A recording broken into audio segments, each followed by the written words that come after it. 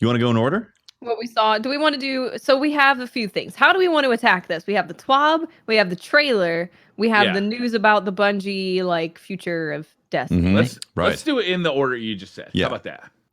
Okay, so TWAB first. All right, TWAB first. So in the TWAB, we do have the trailer, the Season Opulence trailer. We'll talk a little bit about that later. We do also have the roadmap for Season Opulence. So on June 4th, we're going to get Menagerie and Crown of Sorrow. Do you guys think that the Menagerie is going to open up after players beat the Crown of Sorrow? I think it's actually going to unlock at the same time, personally, once you do that quest. I think, yeah. Right off the bat? What I thought you do like the introductory quest, and then it kind of opens up all the content, which is good because then, players who don't have, access to the raid straight away, they can jump into Menagerie, and that has matchmaking, so they'll have some new stuff to do and get in real fast. Yep. Yeah, and that's the new 6-man activity that we've been kind of wondering about. Yeah. It is the Menagerie, and it's going to be match made, but there's going to be a heroic mode that comes out later that isn't going to be match made, so you'll have to get a which is actually together to do it. Exciting because it's like, what is in the match made version, the heroic version that is right. We're getting strobed right now. Oh, my face. Fran is currently strobing back and forth right now. Strobe light. That's got to be very distracting, buddy. And your audio is cutting in and out too. I don't know. I think something is constantly flipping on the screen. The video and the audio coming up. Your mic. The mute thing, symbol thing keeps coming up and like constantly just flickering. Oh. Yeah. So just to let you know, it's still doing it right now.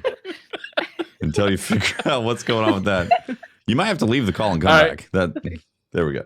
Anyhow, let's keep moving. Yep. On June 11th, the new Menagerie Boss is going to come out. So apparently there's going to be rotating bosses in Menagerie. And also the Truth Quest. So the rocket launcher from Destiny 1. In case you haven't gotten your fill of Destiny 1 weapons. D1 exotics coming back. There's plenty more coming.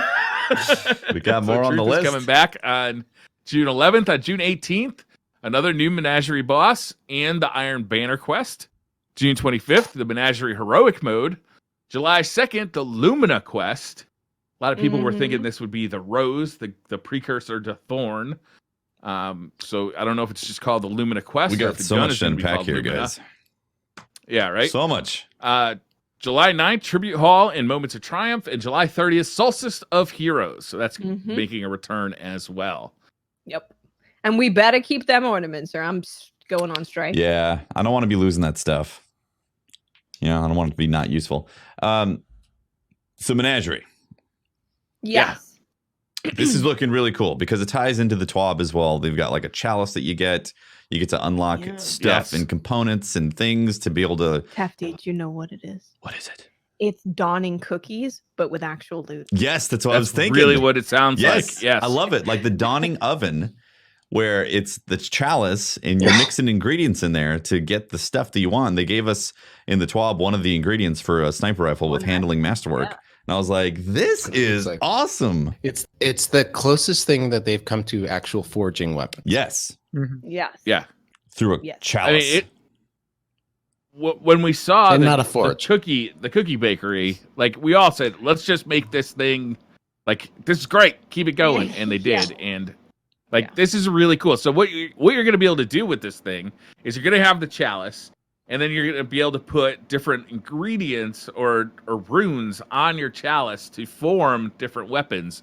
Looks like you're going to be able to grind those runes from different activities, including strikes, weekly bounties, basically all the stuff that we do already. But now they'll drop runes, whether they're on occasion or every time you complete a strike, who knows. You combine them in different ways, and that'll create guns with different rolls on them. But you can specify exactly the gun and the roll you want once you know the formula. Yeah. I don't know if you can specifically say the roll 100%. I don't think it's the roll. I think it's the masterwork. Yeah, you can. And then the weapon you want. Yeah, you can set up the weapon you want, and you can go for the masterwork, but then you still have to go to RNG for the roll, which I personally am okay with, because if you could I like just that. go to Reddit and be like, that's what I have to input to get the Outlaw Rampage version of this gun, then it's going to cut a ton of people's grind out of that. That's true. Yeah. Why don't you think it's the roll? Because I really got the impression that it was the roll. Because they gave us a recipe in the TWAB, and it like Yeah. I don't know if that's just an example or I So got, they said- I did got the what it sense is. that it was still going to be, because the next sentence after that, Briar, if I Uh-huh. remember correctly, it talks about the random roll. yeah. Can you guys hear me okay, or is it broken still? No, we can hear your Oh, friend. we can hear you. Yeah, you're not. Yeah, we you're can not hear you. choppy now. Fingers crossed. Just yell at me if it gets terrible again. Sounds good. Hopefully here. Yeah, no, they specifically said if you want to earn a random roll for the beloved sniper rifle with handling masterwork, handling as the masterwork trait, you would use a rune of jubilation, any red rune, and any purple rune. And then they say this rune configuration is your freebie. Yeah. So it's an actual So- recipe. Yeah, it's an actual. Yeah. So they say any red rune, any purple rune. Are you assuming that, I can answer like, your could I use a specific red rune, specific purple rune to get a specific roll? No. So what they say this specifically is you will still have to grind to get that perfect roll, but we have given you the option to target the item that you want to optimize and the master. Yeah. Okay, cool. Which. So yeah, we'll have to grind for the perfect. Yeah, and again, for me, I think is the better situation, because if they did have it to where you could just immediately laser in on the perfect roll, then the grind is cut right everybody there. have God rolls. How Yeah. many variations are we talking about here? Well, it depends Based on on- any- By my different perks calculations. are Well, if we look at the picture of the chalice, Yeah, that's what I'm looking at. it For the audio listeners, it is a cup similar to the one that you shoot out of the Emperor's hand in the beginning of the raid. Yes, we know what a chalice is. Thank you. It's Oh, It's- wow. Briar. Wow. it's the cup that Jesus wouldn't use in Indiana Jones. All right, No, you'd use a carpenter's cup. Carpenter's God damn cup, it! of course. The cup of a carpenter. Oh, wow, Briar. Okay. So why don't you describe for our audio listeners what we're looking at? We're looking at a chalice with different places for runes. There's 3 different spots for runes. You can put runes into it. Boom. What's a Recipe. rune? A red, a purple, and an emerald, it looks like. Yeah. Mm-hmm. Yeah. And then, so what got me, so maybe Watts, you were going to answer this before. They say any red rune, any purple rune. That means there's multiple types of runes? Is that what this is So- getting at? See, the only thing that I can really figure out is if we're looking at the picture of the chalice and we're looking at the red one, for example, Mm-hmm. would you say that that is part of the rune compatibility Mm. thing? Hmm. And then if we look at the top, see, I don't think they really Mhm. match up. So I don't fully understand the image, what it's trying to tell me. Yeah. Also, we know that you're going to be able to upgrade the chalice itself. Yes. You will be. So Yeah. is that? Well, Yeah. one thing I definitely see, Watts, to your point is each one of those is a meter. Because if you look, it's your low compatibility or high compatibility is what it looks like to me. Low rune bonus or high rune Mm. bonus. Mm. So it looks like the better your combo, it's ranking you on like a general potential. That's right. Because you notice how the icons, they sort of all grow in complexity, don't you think? Or am I making that part up? Hmm. I don't. It's I it's tough tried. to say based on the first look, because not being able to like put your cursor over things to see what kind of feedback you get for the info, like it's just Yeah. in my opinion, it's just like Well- the oven where you're going to put specifics in there, and it's going to be a recipe that gives you Yeah. something. Yeah, maybe it's just the efficiencies of the meter, because the bonus is like any 3 different things. There's a skull in there, there's a star, there's a sort of engram Mhm. bonus. So yeah, maybe it just gives you a general sense of what may happen. Can we back up and say, so you guys are all excited about this versus just getting random rolls out of the I'm menagerie? way excited I about this. like this. Way I like excited. control. Some control, even if it's just a little. Yep. Yeah, because you get to, if you want to grind one weapon just forever, you can just keep grinding that one weapon, and then you'll have the masterwork that you want, but you're just looking for that roll. hmm Let's say, Mhm. for instance, the LDR 5001 was your favorite Destiny 1 sniper rifle. Yeah. But it's not bedazzled enough for you. Yeah. Well, you're in luck. I'll bedazzle it. I'm fine with that. Bedazzled. One thing I want to point out, which is a possibility that makes me extremely excited. There's obviously going to be all these combinations and going to be mystery, just like the puzzles of like the wishing well, trying to figure out the exact combo of things that you need for certain things. I'm willing to bet that there's going to be an exotic quest that gets unlocked from the right runes that you put in this. Oh, That smart. would I bet be there is. awesome. Yeah. Okay. I'm calling it Okay. now. An exotic quest is going to start from having the right ingredients to put into the And chalice. we're gonna be in the raid when it's found, and then we're gonna want to leave. Well, actually, I think it's going Well- to take full upgrades. Like your chalice is going to have to be Maybe. a proper, Yeah. fully raised chalice. Yeah. That would be cool. I did want to mention this sniper rifle a little bit more. It's called Beloved, and it's pictured in the TWAB, and it definitely is it's a similar model to the LDR 5001 from Destiny 1, but it does have like purple jewels and some gold filigree on it.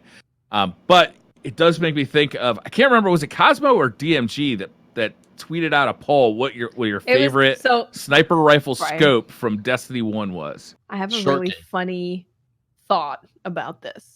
And I So didn't even the put it on there. Crucible Pinnacle Sniper has ambush on it.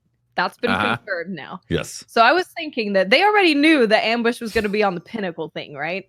So what if DMG put out that tweet to like he expected everyone to say ambush, and people get excited and they're like, "Hey, ambush is on the new sniper," but then Yeah. everyone replied with short gaze, and he was like, Of course, it was short gaze. Yeah. "Oh." Ambush was the gateway drug, and then short gaze was like, oh, if you Yeah. want to be sweaty. Right. Yeah, There that it was is. the mainline stuff right there. Yeah, It exactly. was. That's what every sniper scope you should have been given in D2 was the option of having that Mm-hmm. that sniper, but then losing some of the stability that came from having a larger. Well, Right. They clearly had that line of thinking in Destiny 1 was to try and make snipers a longer range weapon. Like, I think, was it season 3 or year 3 where they really kind of pushed out? They really nerfed snipers hard in year 3.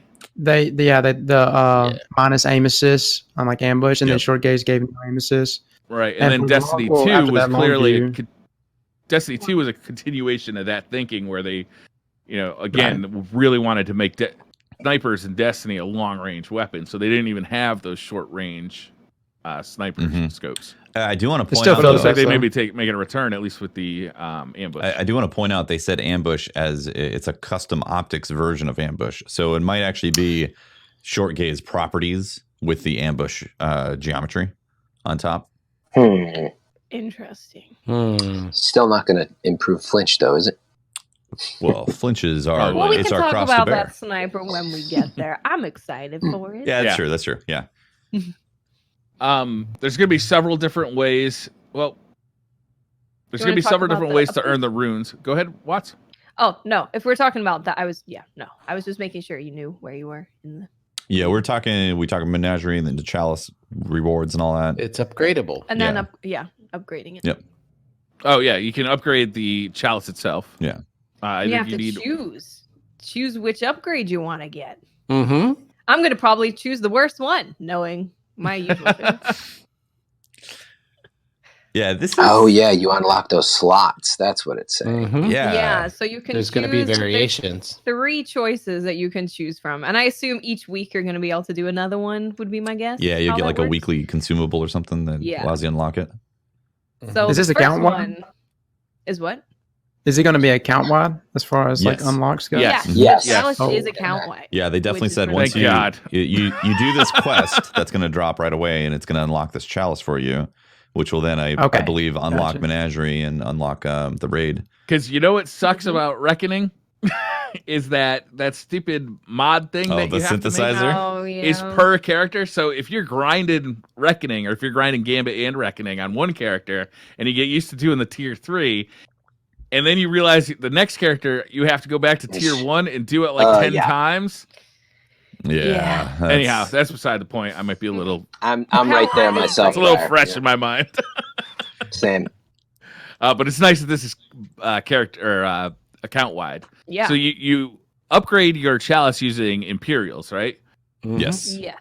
And you can get the Imperials by completing weekly bounties, triumphs, using special consumables, and chalice upgrades that allow you to earn Imperials through playlist activities. Mhm. Mm-hmm. And then you choose which upgrades you unlock first. So by saying unlock first, does that mean you can unlock all of them? I think you can only yeah. unlock one first, and then my guess is eventually you can have all of them. But you can choose which Okay. one to unlock. It reminds me a little bit of like when we used to upgrade our weapons. You know, you have to like not in an order, but now you can like pick a slot and get a upgrade and pick the others. I don't know. Yeah, I can see that. So you can unlock additional rune slots to allow more control of an item's specialization. You can upgrade it so you earn more runes or more rune variety, or you can upgrade to allow for additional powerful rewards from the menagerie.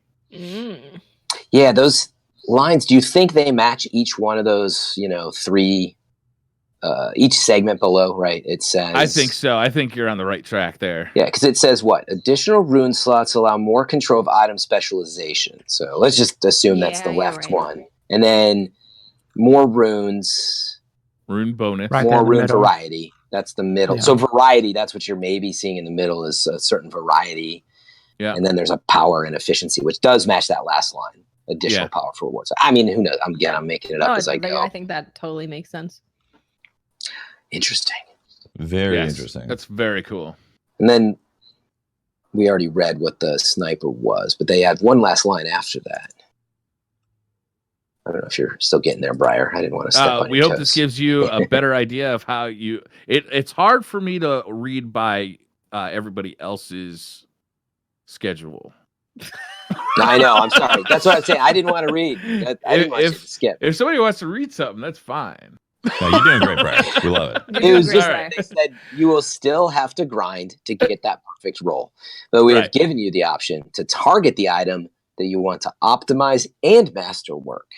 That's amazing. So if you want a hand cannon with range, masterwork, you can go after that, but you're still going to be looking for specific rolls on that. Yeah. Do hand Seems cannons that way. Hand cannons, I don't think actually roll with range on the masterwork. Right? No, they Some of them can. Like Duke can for sure. Oh, Duke can? Yeah. Okay, so I think it depends. Yeah, It depends yeah. on if the Chalice version can actually roll that particular masterwork or not. I hope love so. this concept. Like this is so cool because this is like Forge, but with whatever's happening with Menagerie. Right. Yeah, I dig I it. keep people invested. Oh, I guess most so of them I'm- can. My bad, guys. I was incorrect on that. I was thinking year one. Yeah. I was going to say, I'm excited to try something new. I like a little bit of this control, but this goes, you know, I'd love to play the discussion about, like, there's so much vocabulary in Destiny as it is. And now it's like yet another thing, all these consumables, do you get them here? Some of that can be fun, but to me, some of it can be off-putting after a while. Like you were saying, even with Reckoning, you know, you hit a point where you're like, wait, like, okay, I got to get this mode for this piece of armor. And it's fun to chase for a while, but I actually, after a while, I get a little tired of how much is required just to say go in and, you know, try to get a good weapon. Do you think it could potentially be off-putting for, you know, growing, let's say, both keeping and growing the audience? You know, is it getting too hardcore? Is the final phase of a season pass about keeping your audience or about growing your audience? Well, I would hope. Because I would argue it's about keeping your audience entertained, right? So, like, this is the kind of thing that is really targeted at your hardcore players, right? It's the final phase of a year-long season pass. In September, I wouldn't expect to see high complexity. I'd expect to see another attempt to get more players to join the Destiny community. But now is like a time to really try and please the most hardcore, I would say. There is quite a that'd be my strategy. Economy. There are a lot of different economies. But to Briar's point, I mean, at this point, we're so used to them. Every event, they kind of need to start with every event. They kind of have to have a new playing field, you know, so everybody starts at the same spot, and that kind of begs itself to have a new economy with every event. Otherwise, people would, you know, how many gunsmith bounties do you guys, or gunsmith, you know, parts do you guys have? I have to delete them now. I don't even. There's so many. I mean, turn them into the guy. I to get mods. I've got nearly 10,000 weapon parts at this point. Turn them into so if they tap into any economy that we currently have, there's people like Tefty who have a bazillion of something Just that are going to break. I have 10,000 legendary shards doesn't mean you should tailor it around me. Come on now. Right. Well, one of the things that's really exciting about this is that there's going to be like a short period in time where nobody knows the formulas. Yeah. So it's like every time you fill this thing out, it's going to be like a craps roll, right? You're going to be like rolling those dice and, oh, we came up 7s or, oh, damn. Briar, I hope it has some sort of animation like, where you're playing Breath of the Wild and you're making a meal. Yeah. Are you making a loot box? The good sound. I love it. That's what gets me super excited about this, because I could also see like a very like an exotic purple that drops from the raid. I mean, what are these things called again? Oh, are you kidding me right now? That's an awesome exotic purple rune that would drop from the raid that would trigger your ability to craft this like very rare and specific like step quest. Like that's what gets me Reddit's got to work for 48 hours straight to figure out exactly what the rune is. Yes, what the combo is. And actually, Cross, you'd put that image in our shared chat. Is that from the trailer? There's like a bunch of runes. Yeah, so that's from I think Bungie's homepage when you go to like buy the annual pass, and it shows all those runes. So it's 3 of each color. Yep. That's really cool. Sure does. Yeah. So there's got to be. I wonder to speak to Fran's point and Watts's point earlier that, and that Tefty, what you just brought up. So maybe the quality or the quality of the rune that we're going to have to turn in, or it's going to be dependent on the event or whatever activity that we get it from or get it to drop from. I can totally see that. And the higher stuff gets higher tier drops. Just green gambits. No, they're not going to send us a gambit again. Sure yeah, so we definitely see green. We see purple. We see red, but then there's also some that are not the synthesizer motes. You know how you can have like a green, blue, and a purple one. But there's also 2 that are emerald color, and they look. One looks like grapes or the little purple things from the Emperor's baths. And then the other one looks like the Are castle. we just discovering that Pope is colorblind?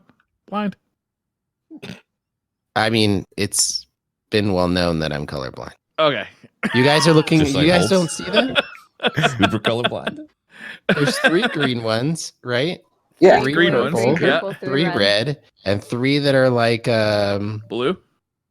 They're not blue. Very are bluish. They're sort of a teal. They are more. They're like a light blue, teal. A little more, right, yeah. whatever. I'm colorblind. I apologize. DCP revelations. You know what? I don't apologize for my colorblindness. Right. You should not have to. I'm excited about this chalice, guys. This I'm looks so excited cool. about it. I really enjoyed the oven, and this is like, hey, you want actual loot from an oven? Here you go. Here's a chalice. Yeah, like what I loved about the oven was the control of that, and I was like, this is actually giving weapons. Right, and then it kind of has a bit of forge about it as well. Because I'm hoping there's that really cool loop. If you go get runes, put the rune in a chalice, you go forge the weapon, and I loved that gameplay loop of forge. You have to do the menagerie to make the chalice activate. Yeah. Right. So that would be the loop, right? Like you go to the forge. But what is the menagerie? Okay. It's a 6-player activity. Before we get into this, I just want to mention something that I think we did pass before we got into all of this. And that is that there's going to be a Nessus barge. Yes. The new Nessus barge. There is. So you're going to be able to get a rune from opening up the weekly chests on the new Nessus barge. I saw that. What's the Nessus barge? I do not know. But it's new and it's on Nessus. The Nessus barge is where the menagerie is. Is that so? Did you see the press kit where there was like Callus's golden ship flying over Nessus? It's probably that. That's what I was thinking. Yeah. You go aboard and you open the chest and. Yeah, you know how like you can go to the reckoning area in Gambit. I'm assuming it's going to be similar to that. It's the golden ship. Yeah, you fly. I wonder if it's going to be like a public space. Is it going to be a destination? No, because it's match made. It's a match made area. That's right. Match made 6-player. Okay. So. And you can launch it from orbit. Oh, okay. Yeah. So it's not going to be like a Mercury. Yeah. You can actually load in there and travel to it. Yeah, I like that better. I like the fact that you don't have to necessarily go and travel directly to this like the forges were. As much as I liked the forges, it was kind of annoying to have to. Yeah, it got old. Yeah. Yeah. Yeah. So it's cool that you can just directly select it. It's cool initially because you're like traveling to a forge, but then it gets old after like the third time. So yeah, once you discover it, like it's cool that you got to discover it, but once you discover it, let me just fly directly there. Yeah, exactly. You guys are lazy. So wait, can you clarify that? And again, for everybody listening, I had a couple things back to back, so I was reading the update sort of live with everyone here. But is there a forge and the menagerie and the chalice screen, or is like, so where's the forge? Where do you? That's the menagerie. So you do. It's all in one. other words, what's the order of operations? So I earn stuff from, say, weekly bounties, and I get a couple weekly chests on the barge. Then what? I put them in the chalice? I believe so. Yeah, you put them in the chalice, and then you can go then do the what do I menagerie. Do the menagerie, do it the activates menagerie. it, and you get your loot from that. Yeah. That's what, because it says play menagerie to earn rewards. But I guess like that's the final step. Probably. Maybe we go to the chalice screen. You're going to get survive. enough of whatever the menagerie needs for you to fire it up from playing your first quest, the opening quest. So I imagine. the actual order of operations is going to be go see the NPC, go shoot 30 people in the face, then go get 30 auto rifle headshots, then go see the NPC again, then fly to the menagerie, complete one menagerie, then go see your NPC again, then go shoot 60 people in the face. Yeah. Thank goodness it seems like it's not going to be this way. Actually, we might have to talk to Benedict a lot for this. You may have to speak to Benedict. He's going to be the one. I hope they don't do that thing they did with the forge, though. It was just too much back and forth. Like, it's already, in my opinion, it's asking you plenty to already go into the Crucible and go into weeklies because you have to earn this stuff. You got to play the game in general. Yeah. In other words, you can't just play the menagerie seemingly and earn this. It is a concern, though. I would bring it up. Like, why can't I just play menagerie and earn random rewards out of that and stay there? What if I really like it? It's still an issue I have is that I like that I can go anywhere. That part's good. But in an instance like this, I find they exclude the menagerie as one of those anywhere. So now I'm like, I just want to raid. And now I can't raid because I got to get stuff for the menagerie. Sorry, guys. Like, why not open it up completely across everything? It's always this loop. We don't know for sure if you're not going to get that stuff because you might actually get the ingredients that you need by doing menagerie. They don't list it, though. You know? Well, what it looked like is they wanted to make sure you could do like strikes, PvP, Gambit, menagerie, do all the stuff in order to get these ingredients to do the chalice. Yeah, maybe. And actually, they do say complete weekly bounties. And so, in theory, as long as there's weekly bounties for the menagerie, then, okay, you'll get some. But you know what I mean, right? Is the menagerie. I do know what you mean. Speaking on that, there was a tweet from somebody. On the Twitterverse? On the Twitterverse. That's where all the hot takes and awesome info is, on the Twitterverse. And then you describe the menagerie similarly to an escape room. Ooh. Oh, I know. I don't know what that means, but that's what they said. That piques my interest. I know. That it might be some puzzles, so open, puzzle, then it spawns enemies, then do another puzzle, and they're probably like randomly generated, maybe. That could be interesting. Or for the week, it's different. Or maybe it's just random, yeah. It could be cool. I was hoping that it would be a proper 6-player Horde mode? Horde mode, yeah. Well, I think it is that, but just with like maybe hearing that excites you because like you might have to do a couple Leviathan-esque puzzles between, right? Oh, this is the one where you pull the levers, guys, and we got to look at the wall because it's 5-4, 3-2-4, whatever. I don't know. I like mean, there is an end boss, and it rotates each week, so like it's not going to be an endless horde mode for sure. They don't like that concept, and I really wish they would give us something. Hey, if you're driving on Interstate 10 from California, sure, you can get off in Arizona if you want. You can get off in Texas.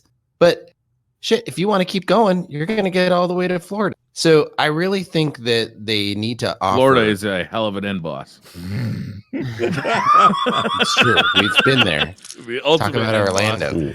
You've got to face off against Florida Man. Yeah. Florida Man, and just read the news about Florida Man. I really wish that we had an opportunity to push. I'm a huge Call of Duty Zombies fan. I love that concept. The teamwork that's involved in a true horde mode. They keep tiptoeing around it, and I just feel like they have a chance to drop in it. And it's got raid light mechanics, right? This could be like kind of a tester. Like, should we be putting matchmaking in the raid? Like, if this goes well, I could see them like expanding on that. That makes me think that it's not going to have those kind of things. I think it's going to be more like shoot this stuff, stand on some plates, kill the boss. Some of the most annoying strikes ever have been ones with raid light mechanics, where you get in there with blueberries who don't know how to do it, and they'll just like hold that ball and run around, and they don't know where to put the ball. Well, that's why they have a normal match-made one and a heroic that you don't have matchmaking. Yeah. On. That's why I think that they're doing that. So you think the heroic is going to be harder because of enemies, or you think it's going to be harder because of puzzle? Because of communication. Yeah. Oh, really? I would have assumed enemies, but that's interesting. I hope not, man. I hope it's not harder because you got more yellow bars in there. Well, I'm leaning more towards it being like communication mechanics and stuff, just because they clearly wanted to launch with heroic and without a heroic. It wasn't like where we want to add a heroic to this thing that we created. It definitely seems more like they created these two things. Mm-hmm. Yeah. It'll be interesting to see. I'm excited for a new 6-man activity, that's for sure. But my biggest hope is that they learned from Reckoning, and Reckoning was a cool concept, a cool area that they set up, but extremely boring to do over and over in a PvE setup. And what makes it's short and it's repetitive, and the game makes you do it multiple times rapidly. Which I think Destiny has a problem with across the board right now, is the leveling up strategy in Destiny is to do the same fucking thing 4 times, 5 times in a row, and then move on to the next activity and do that 4 or 5 times in a row.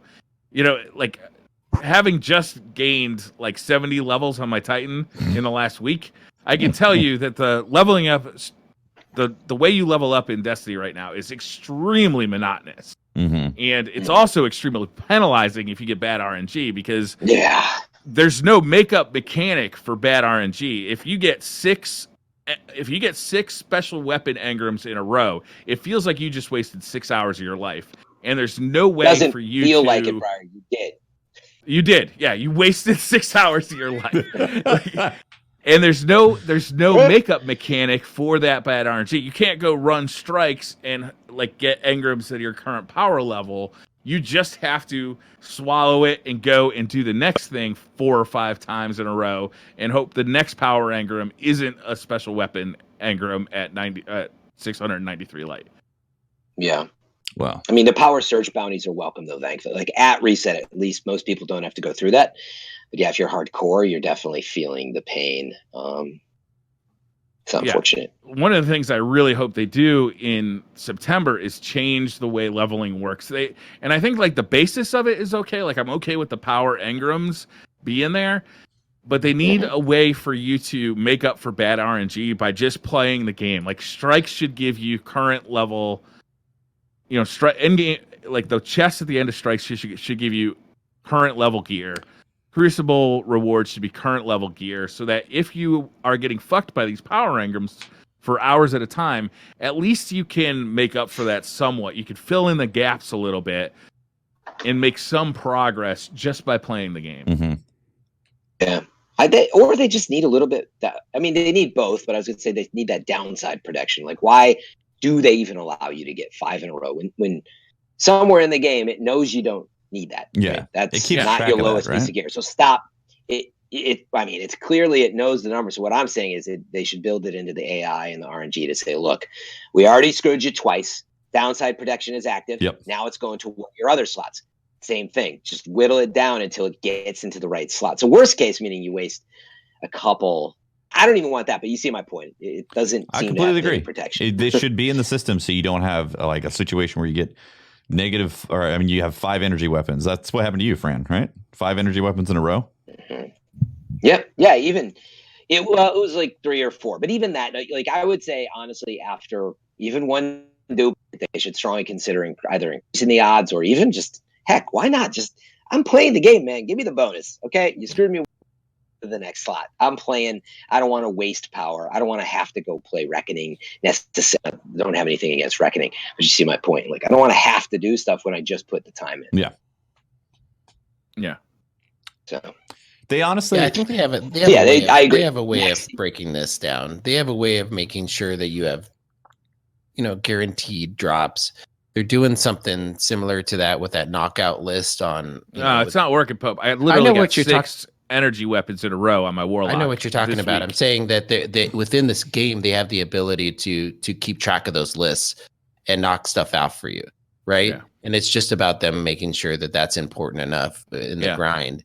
But even then, like, my time invested in the Crucible is only honored until I fill out the Crucible Engram rewards, right? Like, my first game in the Crucible is rewarded with a power engram, and my 5th game is rewarded with a power engram. None of the other games are rewarded with a power engram. Oh, level ups. If you play Calm, you get a lot. Comp's pretty good. Comp level ups changes it for sure. Mm-hmm. That's true. But I mean, like, I just having like had to really power level for the last week. Like, it really exposed to me the frustration that is the power engram only leveling system that we have now. Mm-hmm. Like, it really it makes long stretches of the game really make you feel furious because you've made no progress, even though you've done exactly what the game is asking you to do. Yeah.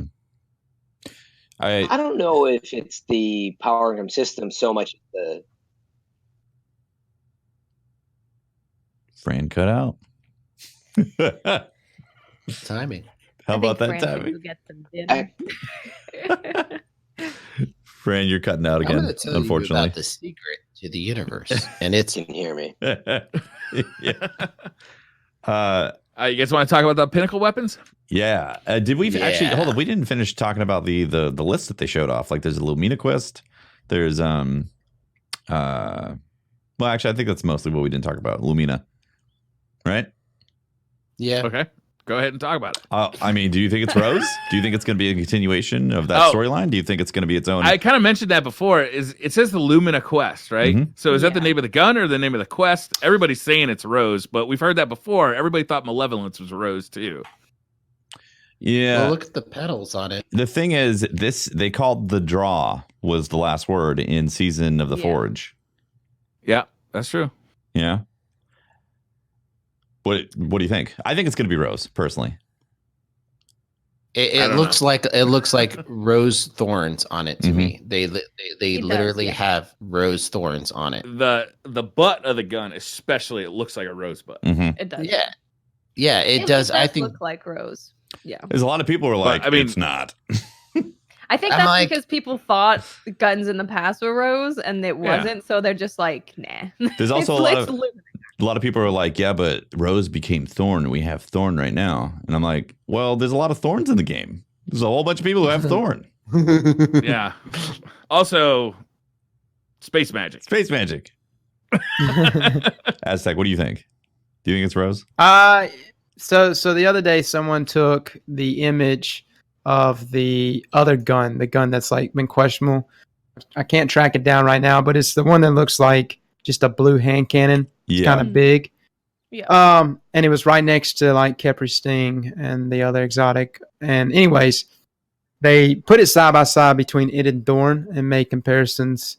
And there's a lot of people thinking that that's going to be Rose.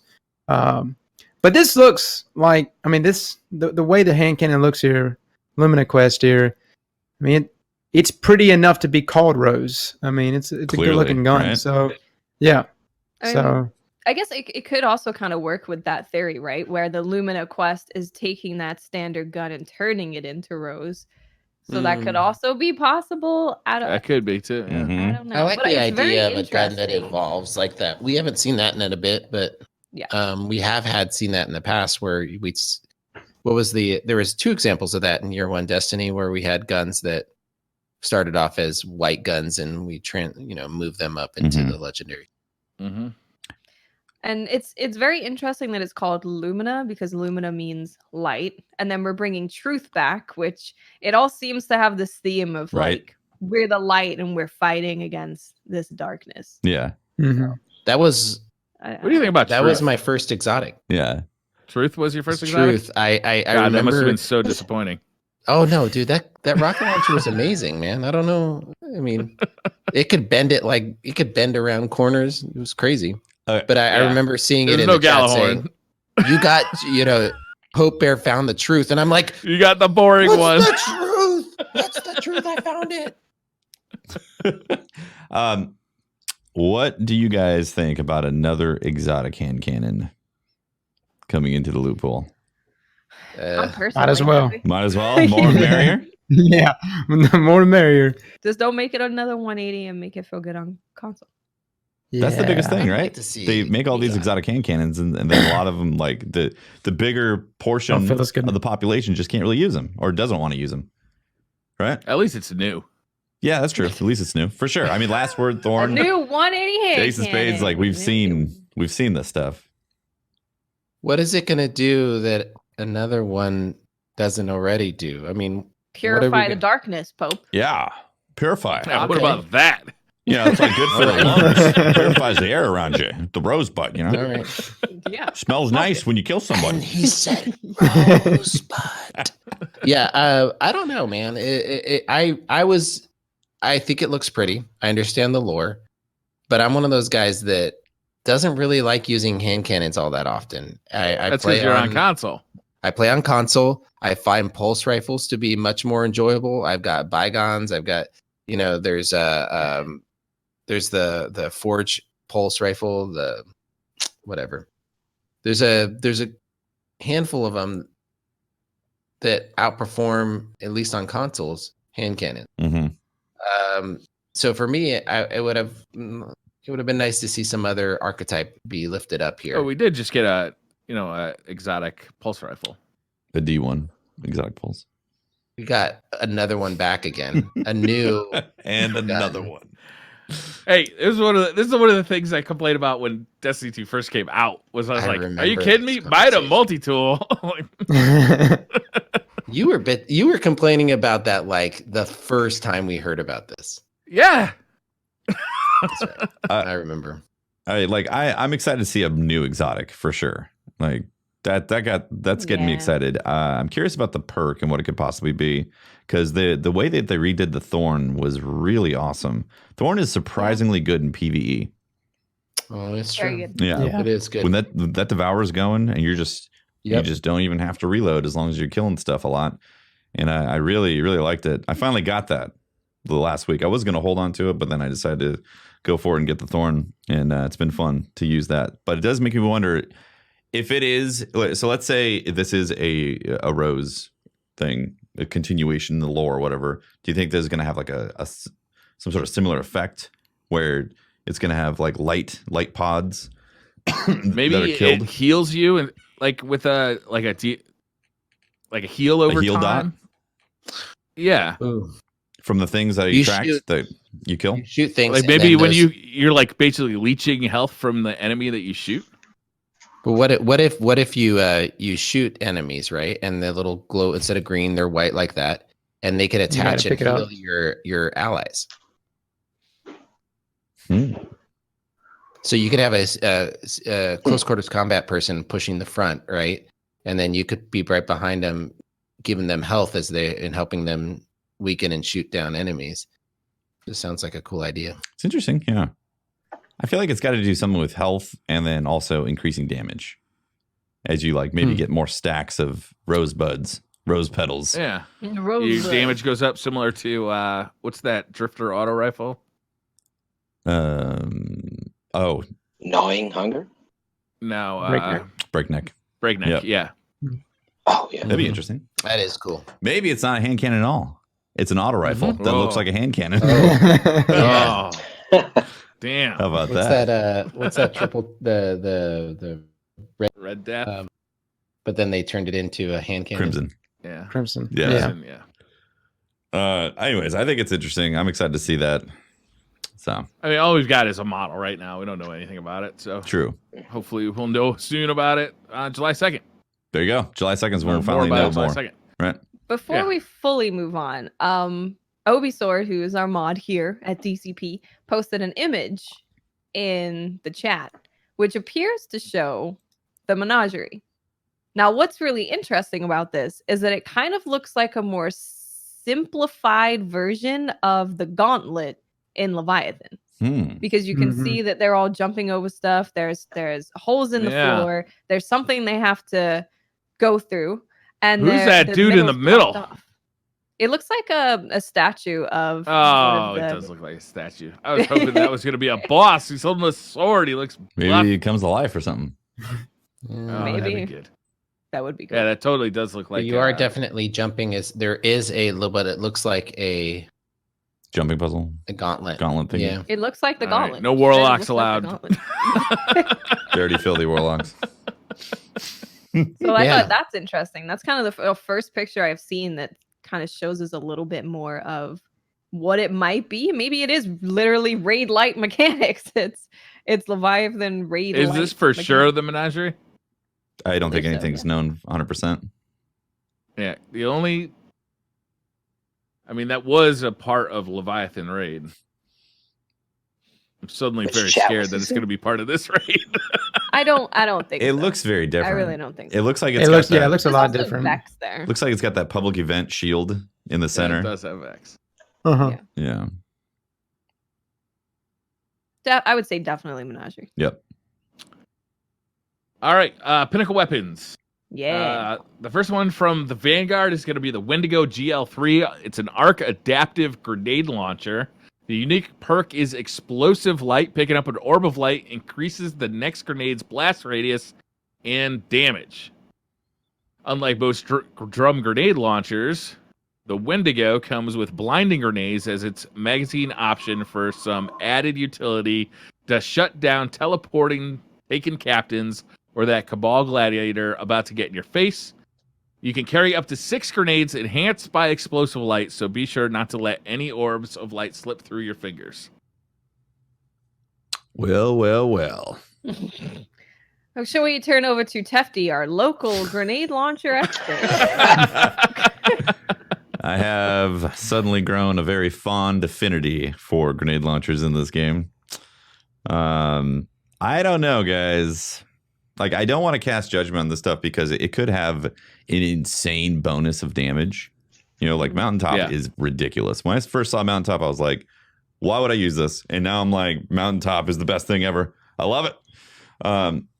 So it's possible that, you know, you chain making orbs and being able to pick them up and get like a 6 stack of those concussion nades that then create like massive damage output. That's definitely possible.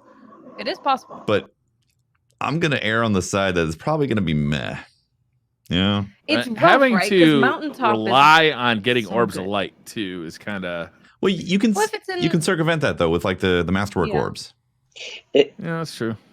And with tethers and wells, and, you know, you can kind of stack everything up and do boss damage and then keep going. Wait, is it... The question is it going to also have like proximity or something like that associated with it? Or spike for PvE. What's the ratio is what I was wondering. Is it going to be 1 orb of light to 1 grenade? I believe so. Or is it going to be 1 to 6? Sounds like it. Yeah, it sounds like 1 to 1 and then up to 6 stacked total that are in your reserve. Okay. Yeah. Can you guys hear me again? Yes, we can hear you now, Fran. Yes. Yep. Then I'll say it quick. It almost seems like something good for Gambit and Gambit Prime. Like, I don't know. And PvE. I don't know about anywhere else. They even talked about taking captains and Cabal as the blinding nades, shutting them down. Mm-hmm. But again, if you got a team that's just like rolling the other team in PvP, I could see this being like crazy good because you're always going to be picking up orbs of light because your friends are always going to have supers. And then you're going to walk around a corner, blind the enemy team, kill half of them, blind the other half, and then your team is going to come in and just pick up the pieces. Problem is it's heavy, though. That's true. Mm-hmm. Is it heavy? Yeah, it's heavy. Okay. Yeah. And again, if you're going to rock grenade launchers in a troll sense, Mountaintop Fighting Line, 100%. That's your option right there. For the Crucible, we get the Revoker Kinetic Aggressive Sniper Rifle. Yes, we do. The Revoker. Revoker's unique perk is Reversal of Fortune. Missing a shot returns the bullet to the magazine after a short duration. Even the greatest snipers is not a perfect sharpshooter, and you miss every shot you don't take. Revoker was built with the mindset that you should always go for it, but keep in mind the Reversal of Fortune can only return a single bullet at a time. Along with its unique perk, the sniper has a custom low-zoom ambush SLH-25 scope and snapshot for those close-quarter battles. Acquiring a Revoker will not require reaching Fabled rank in competitive. Players will need to earn 3,500 total glory points. You do not lose progress when losing a match. So before we jump into the gun, that's a big change. That is a big change. That's going to be much easier to get. Yeah, it's not, you don't have to get 3,500 total because that's obviously above Fabled. But you are just acquiring points. So you could technically stay around, say, the 1,000 rank and just win, lose, and you will eventually get this gun because you've been getting those points. So this definitely opens it up to more people of all skill levels, hopefully going for it, because you don't have to get a high rank. You can literally just, as long as you win sometimes, you're going to eventually get it. Because even when you lose, you don't lose your progress. Yeah, less people spending money to have somebody else go and get this. Yeah. Yeah. Getting a sniper with ambush and snapshot in Destiny 2 definitely feels unique, right? Like this is going to be a unique gun for Destiny 2. It's pretty exciting because, like we said in Destiny 1, they were like, why are you running around trying to no-scope and quick-scope all these people? Snipers are a long-range weapon. And they made them all try and be these slow kind of long-range weapons. Whereas this is definitely all about trying to just go for all the shots that you can because you'll get your ammo back. And it's quick and it's snappy and it's short range. So I mean, this thing seems like it's perfectly built for me. I miss sniper rifle shots all the time. And this is just going to be wonderful. You can only, it's only like one shot and then whatever this duration of cooldown though. So it's not going to be spamming shots, but at least taking a shot, which I like for the same reason, Briar. Because you get so nervous about losing your power ammo. Right. So you get so little. Or is this energy though? It's kinetic. It's kinetic. Oh, it's kinetic. That's like a it's a kinetic aggressive sniper. So so it's gonna hit hard. It is. Yeah. How do you guys feel? I was gonna say, Cross, do you snipe a lot in the Crucible? I don't snipe that much. I mean, I dabble a little bit. But this one might actually get me to pick it up, and not necessarily because of the part. I'm more interested in the custom low zoom ambush scope here. And what they mean by custom, can it handle flinch better? Like, is there something there that allows it to combat that a little better? So yeah, that's what I'm interested in. Yeah, same. My only issue with this is like it's kinetic, and I can't use last word in the sniper. It's true. Yeah, that breaks that. Right. You can use Not Forgotten or Lunan or Recluse. The 150. Use Recluse. Yeah, that's a good point. Yeah. Who knows? Wait, where do we know where Lumina is going yet? Actually, we don't. Right? No. That could. It's possible. It could be an energy exotic, which would be that would be a nice roundup. It would be nice, yeah. But this allows you to use all of those. If you're on console, you're gonna be very happy because you can use a sniper with all the 180s basically, because you have so many 180s in that energy slot. Yeah. I was going to ask, Gambit is getting. Go ahead, Fran. Oh, just really fast on the weapon. How do you feel about it becoming so accessible? Because it's a pinnacle weapon. Like, I don't have mountaintop. It's going to be very hard for me to get. The people who have it, I think, are like, oh, this is so rare. Do you feel that's a possible negative? Is rare? Yeah. Yeah, it's a little more difficult. Well, if Tefty could get it, now I feel like anybody can get it. Yeah, come on. I'm setting the bar low here, man. Do you think that, and that's the perfect phrase, do you think that it sets the bar low? Because in one way, it's going to bring people in to chase and open it up, which I really like. But on the downside, it feels less exclusive. I think this is the perfect way to get the population more sparked for more people to go in and attempt it, because I think right now they have a problem with comp. And this is a good step towards making people put their foot into comp and see if they like it or not. I hope so. Right. The comp playlist, I don't think, turned out the way that Bungie had hoped it would. And the fact that it's filled with account recovery teams is a big sign of that. Mm-hmm. Yeah. Yeah. So if this I think this is Yeah. I don't know. It doesn't fix the comp scene, or it doesn't fix the comp playlist, but at least like people can get in there and feel like they're making progress. My biggest issue with this is it doesn't really feel like a perk that's going to make me excited about sniping, because it's like, hey, you miss your shot, then you get another chance at missing your shot. If you don't miss your shot, then you don't get any benefit aside from a low zoom scope with snapshot. Yeah, like it could feel incredible, that sniper, which will make me interested in it, but the perk itself is just going to not reward me for being accurate, which I'm not a fan about.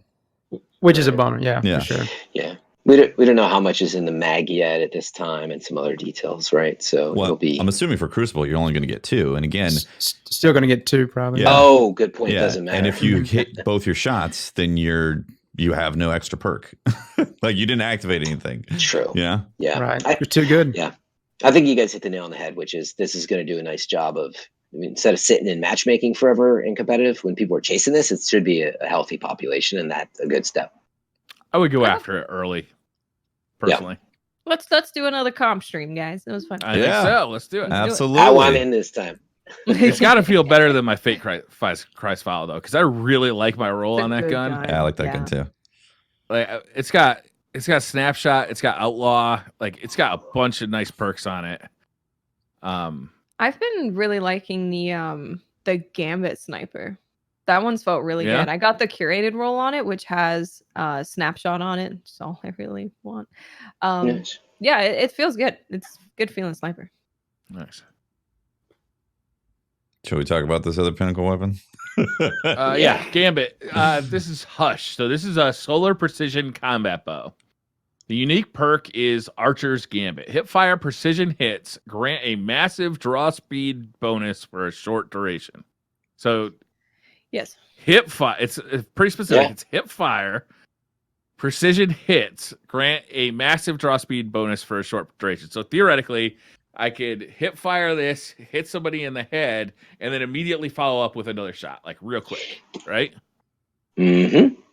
And in particular for me, what I see, assuming you can hear me, is the for Gambit and like Forge, where you're firing off against so many enemies or big PvE rooms. I like that. It would encourage me to maybe use a bow and have some fun, because the bows are just a little too slow still for those situations. Seems like it's addressing that. Yeah. Yeah, I mean, so if the draw speed is massive and it makes a huge difference, as in you hit one person with a headshot from the hip and you can just keep firing off them shots, I think it might be interesting, because then people might play aggressively with a bow and just kind of run around like hitting headshots and hip firing and doing that super fast. But it needs to be a massive increase. It can't just be slightly, it can't be medium, it has to be massive.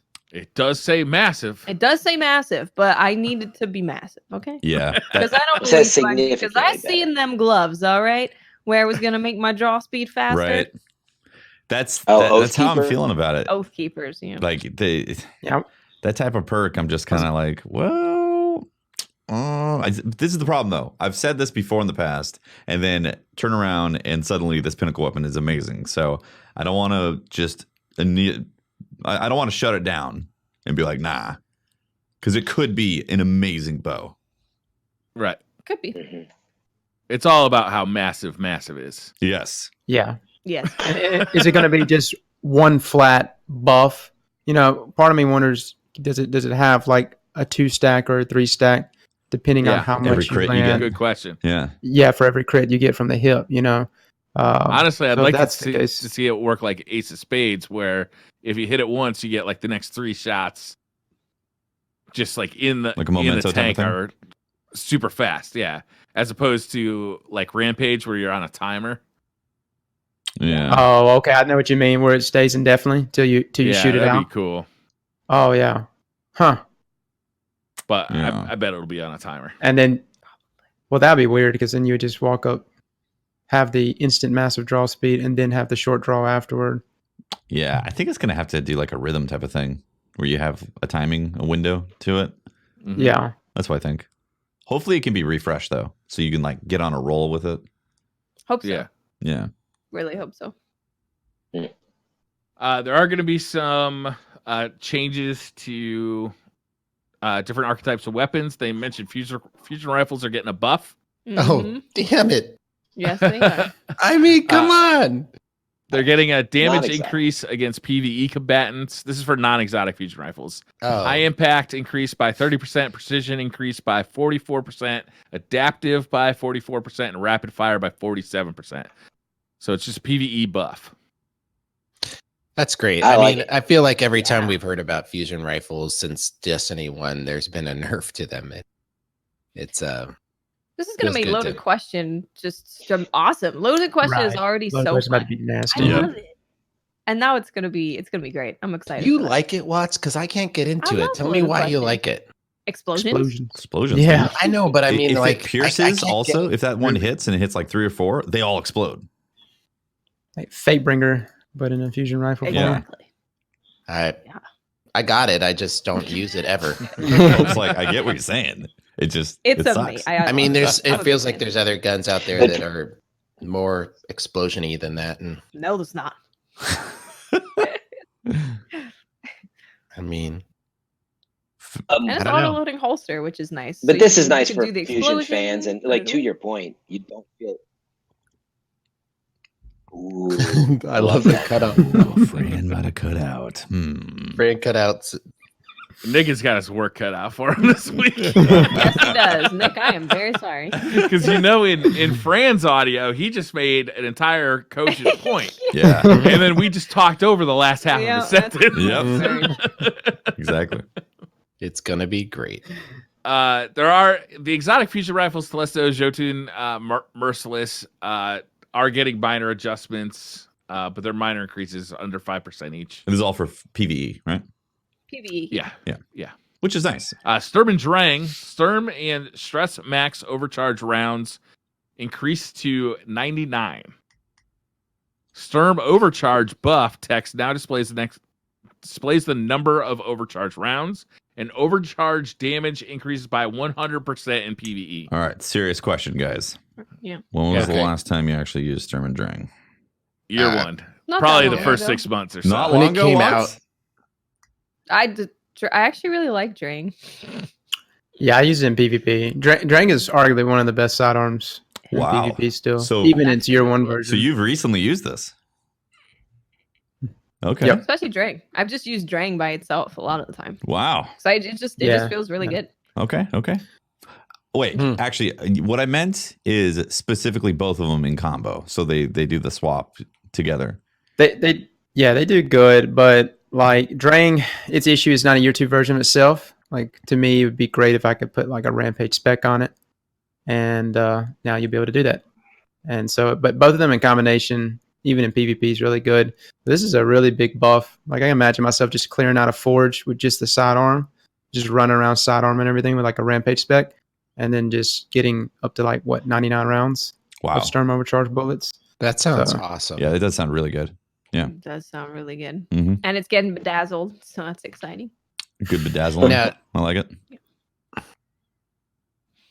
So is this something that you think those same buffs are going to end up being viable in PvP in any way? No, I don't see many people going around and just like wiping a team with just Drang. Even with it being a year 2 version of itself, using them in combination with each other one after another is what you get the most out of it when you actually get the Sturm overcharge. And you really only need like maybe 1 or 2 bullets of Sturm overcharge for PvP. Mm-hmm. Okay. Yeah. All right. Cool. Cool. Swords are getting changed. The ammo capacity for swords is getting increased to a max of 70. Starting ammo increased by 10. The Black Talon ground and aerial projectile ammo costs increased from 3 to 4. So it's actually going to cost more ammo to shoot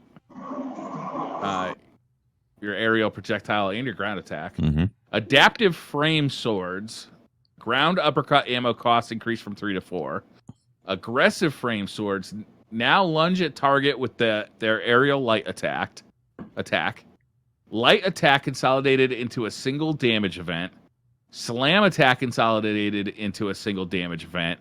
And slam attack ammo costs increased from 3 to 4.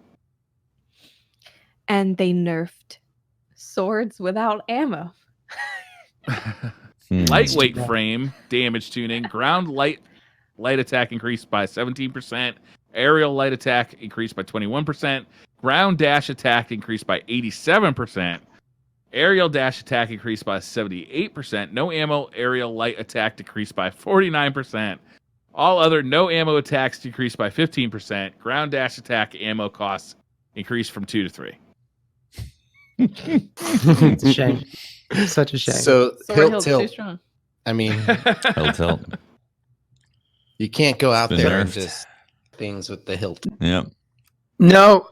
As I was reading this, I was reading the top of the list, and I was like, "Oh man, this is gonna be so good." And then I got to those last two lines, and it just, it killed off the hype there. So you have So I won't be able to experience with take the advantage of hilt. it. Oh yeah. We did a few builds a while back with Striker Sure Hand and like a surrounded spec and surrounded with no ammo, and it was pretty fun. Like in strikes, 2 hidden bosses with it and stuff. But that was already kind of addressed.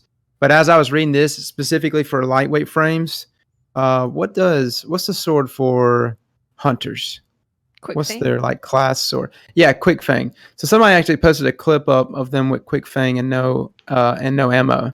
Y'all probably have seen it, and he's doing like so many attacks, and he's combining the melee buffs from one of the Arc Strider classes, and all of that was stacking, and he was doing massive amounts of damage. But unfortunately, we won't be able to dip in on that really, because it's all about the speed of the attack. Interesting. They talk a little bit in the TWAB about raid day and the rewards that you can earn by completing it. Hold World's up, Briar. First obviously gets... Hold up, Briar. Before you move on, that was the end of the buffs, right?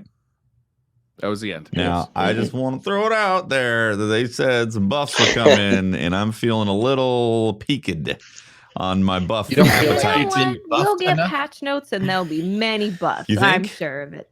Maybe. Do you think there's going to be I'm a going lot to more hold you to that, changes? Watts. Watts promised that there's going to be tons of buffs in the... gonna She be a said I rough was going to raid get day. buffed up. Last week, I can't remember if it was Cosmo or DMG. It was like, there's going to be a lot of buffs, or maybe he didn't say a lot of buffs. I personally He just took it said buffs and emotionally. Pinnacle Just said- Weapons. Yeah, I emotionally took it as lots of buffs because of the nerf apocalypse that had happened the previous week. So It's not a lot. yeah, Two buffs. I think we can't expect a ton suddenly happening on raid day. So this is pretty much it, in my opinion. I'll be honest. I was kind of expecting some sandbox like super tuning. That's what I was hoping for. Yeah. They obviously approached trying to make, fusion rifles and swords a little bit different. But I was hoping that they would attack some of the other sandbox types changes. They're like, have you been having a problem with Dawnblade and PvP? How about Sturm and Drang? It's back, baby. That's kind of how I feel about that. Okay. Yeah, no scout rifles. They haven't, like, scout rifles are just covering themselves up like the SpongeBob meme of dying in the ditch. Like the coward weapon that they are. I want to see some maps for sure, and I was hoping to see maybe a map or two, and I wouldn't even mind some old Destiny 1 maps, maybe some Widow's Court, or something thrown into D2. Yeah, they were throwing some Destiny 1 maps in with PvP maps as opposed to weapons. I like seeing the old stuff come back. Like, yeah. You know, Right. it's fun. Mm-hmm. It's kind of like Halo, like whenever you were like Halo 3, the throwback maps, some of them, and of course keeping like Blood Gulch. Yeah. So yeah. It keeps them. The maps feel fresh when you change the sandbox that you played in. Yeah, for sure. And it is a little rough to think that they're not addressing PvP for a while. They keep saying that they're trying to, they're planning on it, but it won't be until the summer. Well, that's like, correct me if I'm wrong, but that's close to a year. Yeah. Of any changes to PvP. Yeah, we got a new map after Forsaken before Black Armory, and then that was it for maps. And then the sandbox changes have been extremely minimal. It's basically been adjustments to comp, essentially. Mm-hmm. Right? True. Yeah.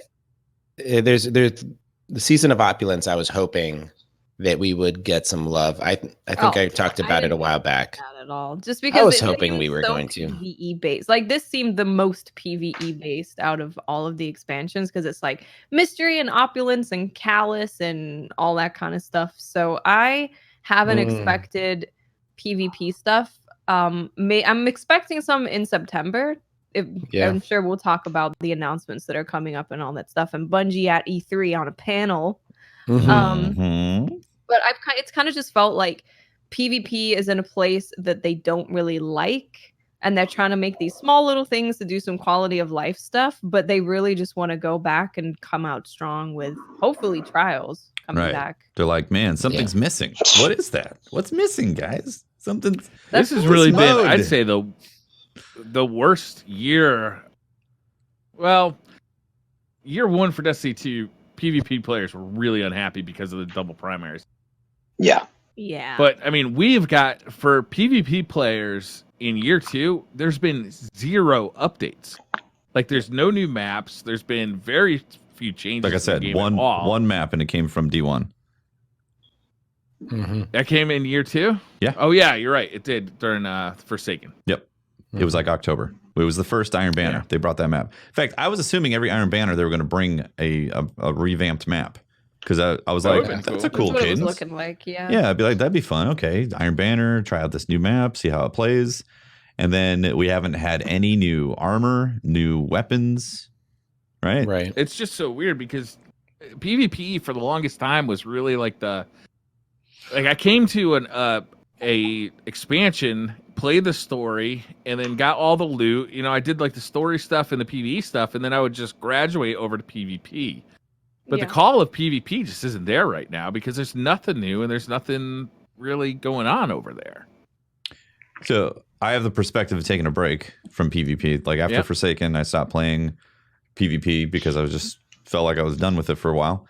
And just recently coming back and playing it and getting super toxic with a triple nade launcher and having a blast. I've really enjoyed it. Taking the time off was very beneficial for me.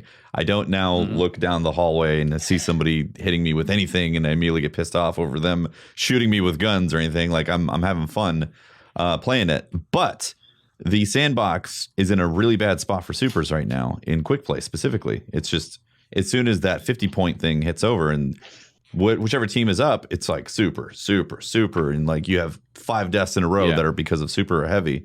And they need to address that. That really, really, truly needs to get addressed.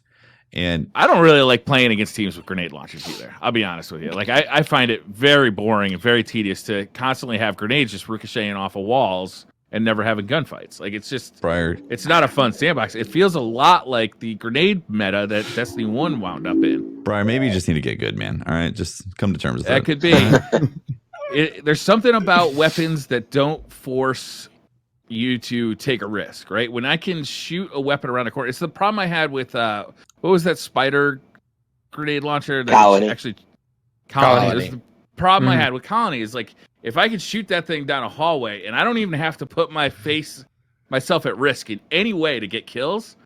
Like I don't really like those weapons in PvP. Colony takes skill. That's the dumbest thing that's ever been said on this show. Gotta shoot it twice. We have had some really dumb shit on this show. Hey, I gotta take the other side of that for all my Colony players out there. I will quote. We had Bungie developers on the show, and they said that the risk was having to secure the heavy for the Colony. Thank you. That was the skill involved with colonies that you had to go and procure said ammo. Secure the heavy. I still think, and then you're rewarded with kills without having to put yourself at any risk, right? They also told us, Briar, you did it. And then, in addition to that, now that you could have triple grenade launchers, right? Is you can constantly be like banging these things against walls. It's like having all the grenades that you could possibly want. Well, here's the thing. It really does. It feels a lot like where Destiny 1 ended up, where like it's just grenade, grenade, grenade, grenade. Here's the thing, Briar, from experience of using the triple grenade to get the mountaintop done. If you're going against somebody who's extremely aggressive, that you're gonna have to change your play style, just straight up. It's not gonna be as effective. In my opinion, the biggest problem right now is the super spam and not being able to shut them down. Because you got Dom Blades with straight up plot armor just floating around, acting like they're the main hero, can't be killed in it.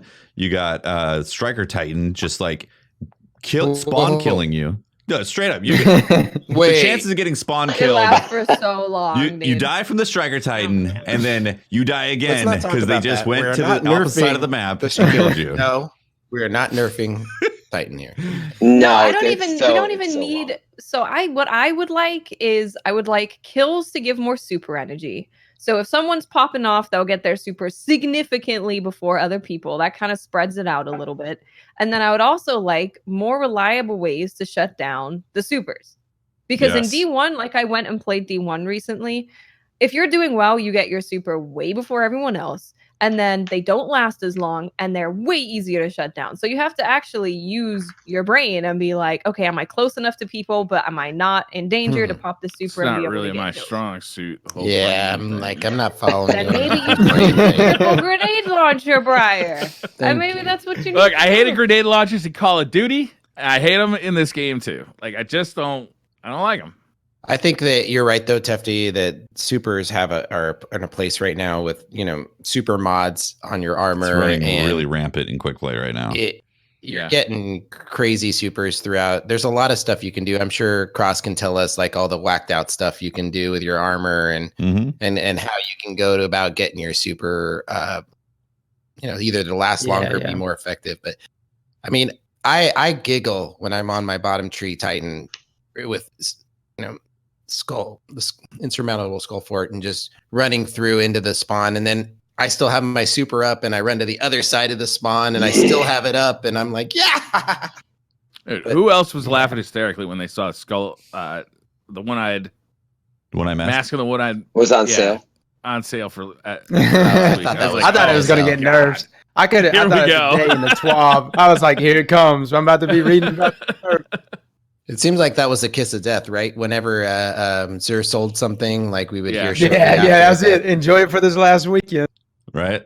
I was worried that they were going to hit the mountaintop with that, being like mountaintop. I don't is think too they're powerful. going to. I'm surprised. I don't think they're going to nerf those for a bit. Yeah. Honestly, if they ever do, I don't, because you don't have any of the problems of like signaling in the back of the map and being able to just shoot bosses, which is a problem that Whisper had.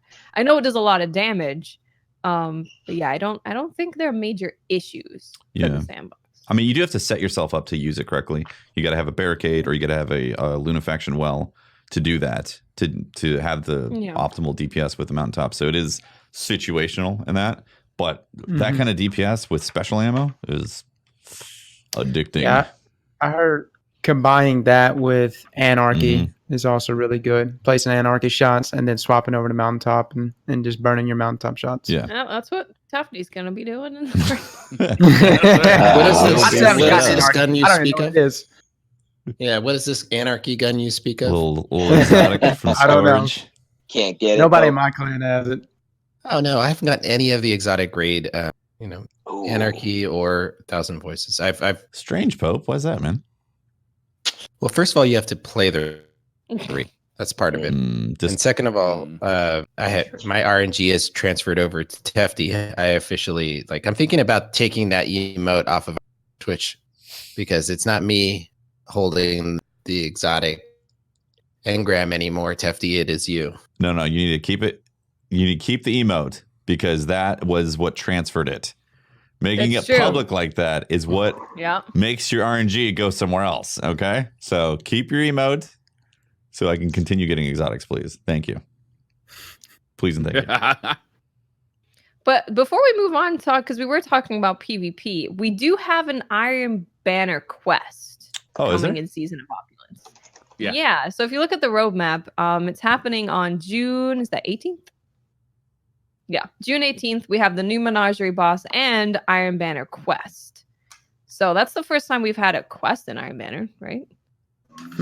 That's cool. So maybe there's something. Maybe you get 5,000 kills while you're under level. 5,000 kills. Do you think that could be setting up another trip to the Iron Tower or wherever that was. Saladin is like, we're literally, we've done this before, but I don't remember. I've seen Tefty saying that we're gonna get a Rise of Iron DLC in September. What if it's literally Rise of Iron? Go back, literally Rise of Iron. Well, did you see the image? Like people blew out the light in that image that they teased for the June 6th announcement, and it looked like a mountain range in the back. Like it looked like a topographical map of a mountain range. I'm not saying maybe they're just fans of Mountaintop. All right.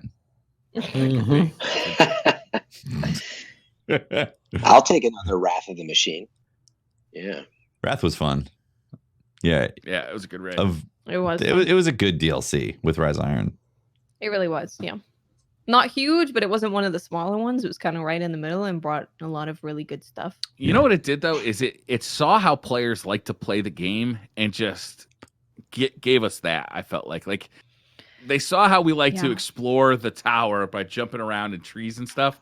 So they gave us that like route to the top of the mountain that you could jump up, right? Yeah. You know, they saw how we like to get loot, and it gave us that. It gave us a raid where we were moving around a lot. Like it felt like it really spoke to how players like to play Destiny.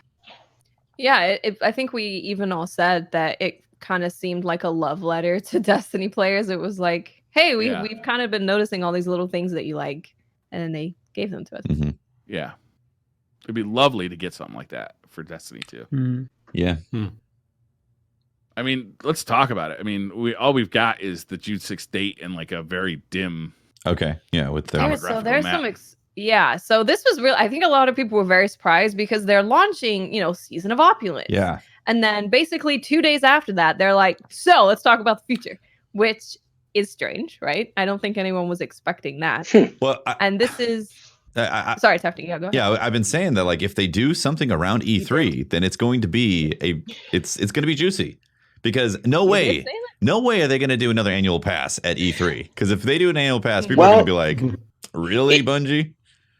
But they've done this before, and it's not at E3. So I do just sort of expect a nice, stream from them. They've got 2 quiet days before E3. I kind of did expect it. But it is confirmed that Bungie will be at E3. We don't know how much they're going to be at E3, but we know that they're going to be on a panel at E3 specifically. Probably just talking about this, though. Like, this is the reveal, and it stays before It's 2 different dates, though. Wait, what's the but that's just a panel, right? Fran. Oh, I see. Yeah, they're going to do the reveal on 6, and then they're going to talk more about it at E3, right?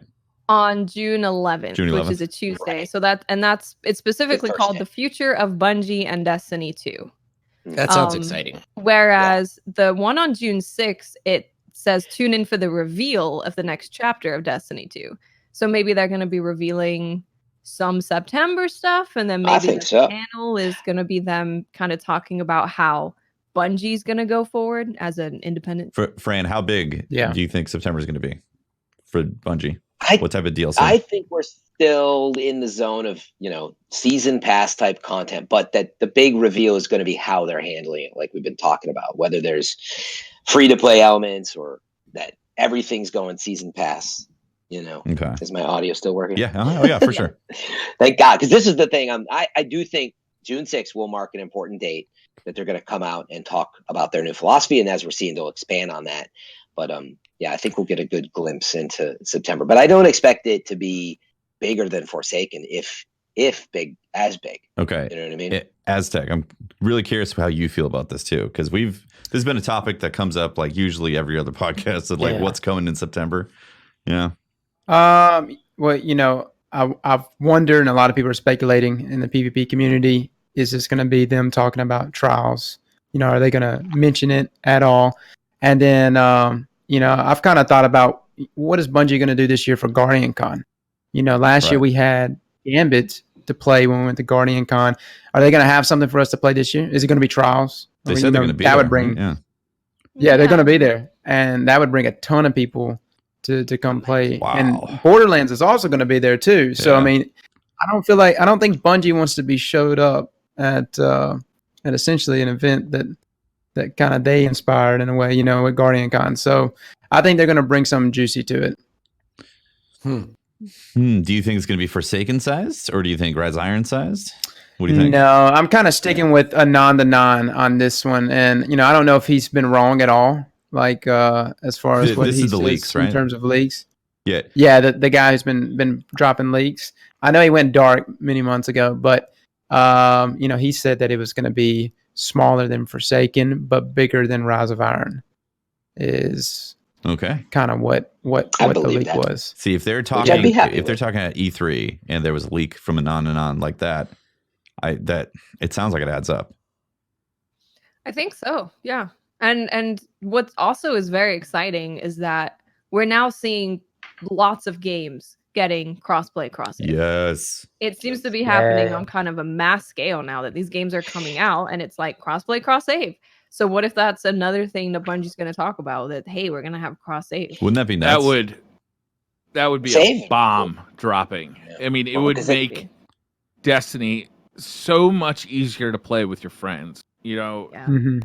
When Destiny came out for PC, it did fracture the community quite a bit, right? A lot of people who used to play on Xbox or used to play on PlayStation moved over to the PC, just to get, faster frame rates, which is great, or to play on mouse and keyboard, which is amazing too.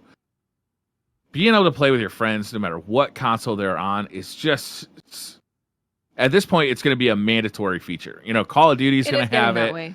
Fortnite, like all these games are just going to force everybody to adopt this feature. Mm-hmm. And how are the consoles going to differentiate themselves from each other in that? Exclusives, power, hardware power.